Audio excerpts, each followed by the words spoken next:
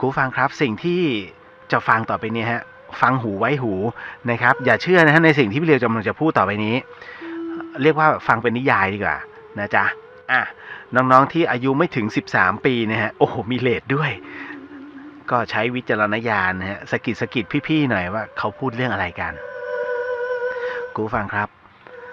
เรื่องที่จะเล่าให้ฟังต่อไปนี้มันจะเป็นเรื่องราวที่ต่อเนื่องกันเลยนะครับคืองี้บังเอิญว่าเมื่อวันเสาร์ไปที่จังหวัดนครปฐมนะครับไปที่อำเภอดอนตูมก็คือวัดสามงามนั่นแหละนะฮะวัดหลวงพ่อเต๋ซึ่งเขาทำที่นี่ฮะท่านหลวงพ่อแย้มซึ่งได้รับการถ่ายทอดวิชานี้จากหลวงพ่อเต๋เนี่ยฮะท่านก็มีวัตถุบูชาแล้วกันนะฮะปลุกเสกแล้วก็เจิมพร้อมเลยผมไม่บอกแล้วกันว่ามันคืออะไรแต่ในขณะเดียวกันเนี่ยเรื่องราวที่มันเกิดขึ้นเนี่ยฮะมันเกิดขึ้นที่ชื่อวัดตะเคียนทองฮะผมจำอยู่ในเขตของสามงามนะฮะถ้าจำไม่ผิดนะก็คืออยู่ในบางเลนนะครับเขตอำเภอบางเลนนครปฐมนะครับที่วัดตะเคียนทองเนี่ยเพิ่งจะสะเก็ดข่าวเมื่อไม่กี่วันนี้เองนะฮะเรื่องราวของการไล่ลำแก้บนแต่ตรงนี้มันไม่ใช่เรื่องราวมันอย่างนี้ฮะครูฟังครับมันเกิดขึ้นตอนที่มีเขาเรียกช่วงเช้า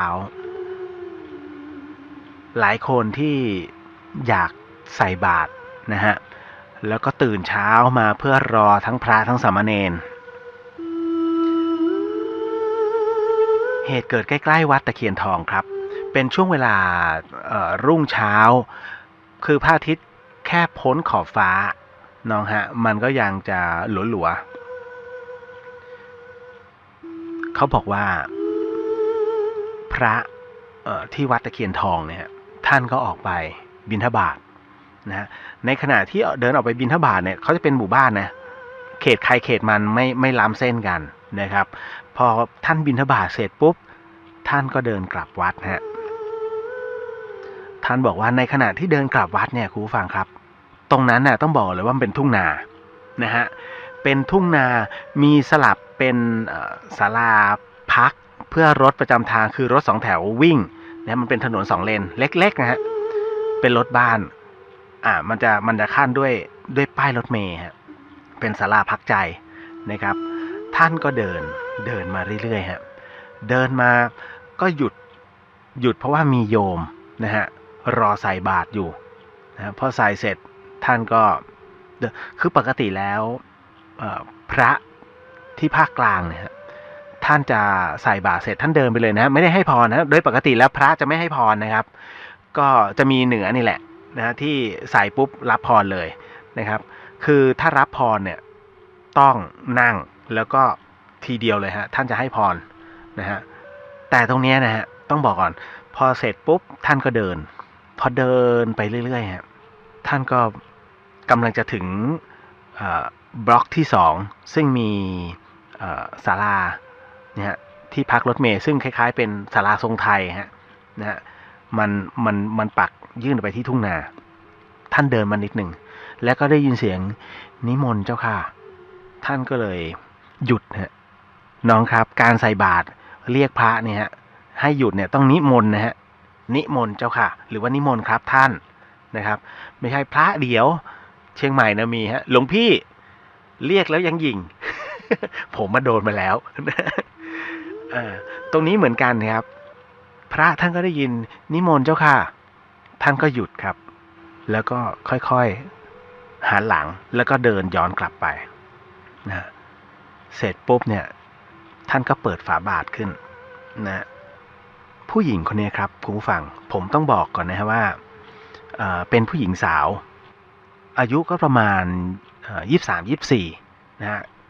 กำลังเรียกว่ารุ่นทำงานเริ่มวัยทำงานแรกๆเลยฮะเธอใส่เสื้อยืดลายนะครับกางเกงยีนขายาวนะฮะพร้อมกับถาดนะฮะคือเป็นถาดแบบพลาสติกนะฮะแต่ว่าเป็นสีทอง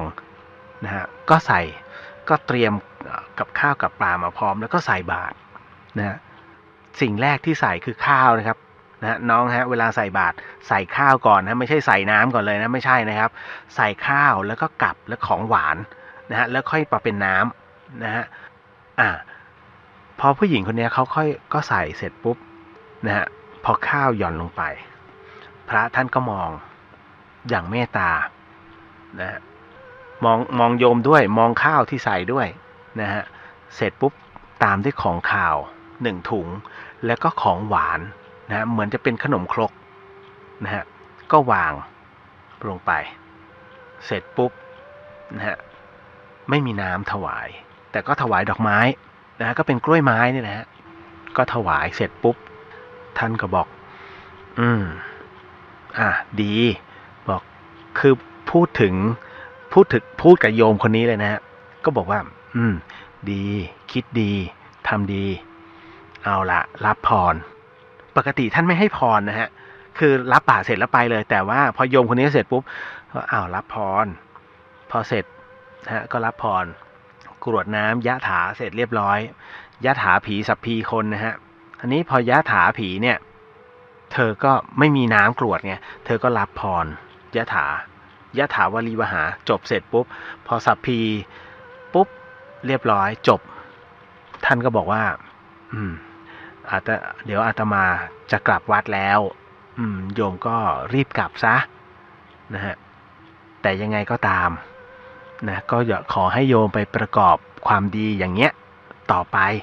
แล้วท่านก็เดินหันหลังค่อยๆเดินเข้าวัดคุณผู้ฟังครับพระอีกรูปหนึ่งที่เดินตามหลังมาเดินผ่านศาลานั้นไปก็จะมีไอ้เจ้าทิศคนหนึ่งฮะถือกระป๋องเดินตามอันนี้ไม่ได้หมายถึงหลวงลุงที่รับนะฮะไม่ใช่องค์แรกนะฮะ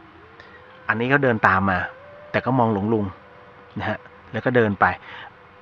ไอ้ทิศหรือว่าหนานนั่นเองที่เดินถือกระป๋องคอยเก็บสมัยก่อนเป็นปิ่นโตไงแต่อันนี้ก็ถือถังก็เดินแล้วก็มองแล้วก็รีบวิ่งฮะพอถึงวัด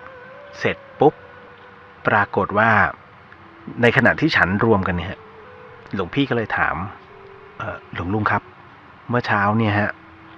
ที่หลวงลุงรับบาตรเนี่ยหลวงลุงทราบแล้วใช่ไหมครับบอกรู้แล้วส่วนไอ้เจ้าทิศหรือว่าเจ้าหนานเนี่ยที่ตรงนั้นฮะนั่งฟังพระคุยกันเรื่องมันเป็นอย่างนี้ฮะคุณผู้ฟังโยมที่มาใส่เนี่ยไม่ใช่คนฮะเป็นผีฮะโยมที่มาใส่นี่เป็นผีนะเขาบอกอย่างนี้ฮะว่าน้องผู้หญิงคนนี้ฮะคุณผู้ฟังเธอถูกรถชนตรงนั้นในขณะที่จะไปทำงานที่โรงงานนะฮะแล้วปรากฏว่ากะโหลกเปิดเลยแล้วเสียชีวิตคาที่ในชุดนั้นแหละฮะเสื้อลายกางเกงยีนหลวงลุงก็บอกว่ารู้แล้วโยมมาดีโยมไม่ได้มาหลอกโยมมาเพื่อต้องการเพิ่มบุญตัวเองก็บอกว่าแล้วกับข้าวที่โยมเขาใส่เป็นอะไรหลวงลุงก็เนี่ยฮะเอาบาตรมาให้ดูฮะปรากฏว่าเป็นใบไม้ฮะครูฟังเป็นใบไม้แห้งๆเลยเรื่องนี้เกิดขึ้นที่อำเภอบางเลนนะฮะวัดตะเคียนทองฮะหลวงลุงบอกว่าเนี่ยเป็นใบไม้แห้งเลยนะแล้วแล้วดอกไม้ก็คือเป็นดอกกล้วยไม้ที่เขาเอาไว้ตรงที่เก็บกระดูกอ่ะน้อง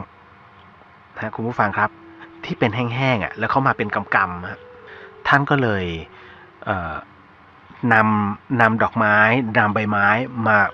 มารวบฮะแล้วก็พันด้วยสายสิญจน์นะฮะแล้วจากนั้นก็กรวดน้ำลดลงไปที่ใบไม้ตรงนั้นนะแล้วก็ดอกไม้ฮะแล้วก็บอกสั่งให้ไอ้เจ้าทิศคนเนี้ยฮะนะหรือว่าลูกศิษย์วัดเนี่ยเอาไปฝังไว้นะก็เหมือนกับว่าอานิสงส์ผลบุญที่เขาใส่บาตรเนี่ยฮะหมายถึงว่าอุทิศให้เต็มจริงๆเนี่ยหลวงลุงบอกว่านี่คือครั้งที่3ที่โยมคนนี้ใส่บาตรหลวงลุงนะฮะแต่ทุกครั้งไปท่านก็ให้พรนี้ทุกครั้งครับบังเอิญว่าถามว่าปัจจุบันนี้ยังอยู่ไหมยังอยู่ฮะแล้วเขาก็จะที่ศาลาแห่งนี้เขาก็จะมีเหมือนแผ่นทองฮะน้องติดอยู่ที่ตรงเสาไอ้ตรงที่คนเขานั่งรอรถกันแต่ถ้าไม่สังเกตจะไม่เห็นเพราะว่ามันเก่ามากนี่คือเรื่องราว ของวิญญาณที่ต้องการใส่บาตรพระ และไอ้ทิศคนนั้นเห็นไหมทิศคนนั้นไม่เห็นนะฮะแต่พระอีกองค์หนึ่งคาดว่าน่าจะรู้น่าจะเห็นเหมือนกันนะฮะท่านถึงไปนั่งคุยกันนะที่เก่าเวลาเดิมทุกคนจะรู้หมดว่า6 โมงประมาณเกือบ6 โมงนะฮะถ้าตรงเนี้ยเจอแน่นอนนะฮะเพราะฉะนั้นรถถึงไม่ค่อยจะมีสัญจรตรงนั้นเพราะว่าเขาจะเจอกันแต่ก็ไม่รู้หรอกบางคนไม่รู้บางคนเขาบอกว่ายิ่งดึกๆเนี่ยประเภทคนเมาแล้วขี่รถมาเนี่ยฮะก็เหมือน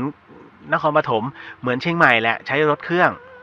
นะฮะขี่มาแท็กๆๆๆดึกๆเนี่ยเจอที่ศาลารอรถเนี่ยฮะจะเจอน้องผู้หญิงคนนี้นั่งอยู่ถ้าใครไม่รู้ก็เจอดีแต่ว่าน้อยคนที่จะโดนหลอกเพราะว่า